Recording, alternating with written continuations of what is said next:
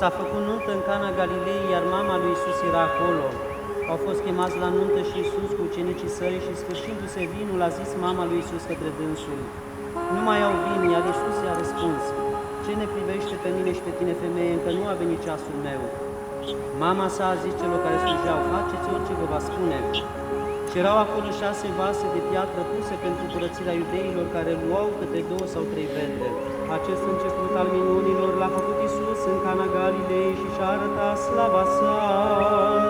Și au crezut întrânsul ucenicii săi. Amin.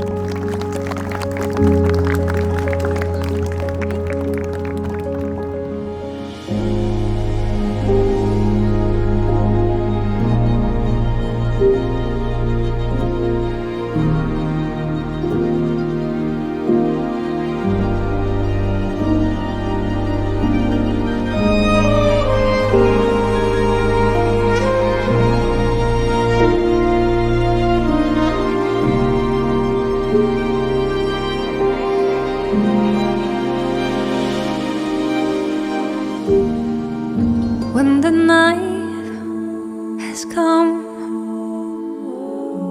and the land is dark and the moon is the only light we'll see, no, I won't be afraid. No, I won't be afraid.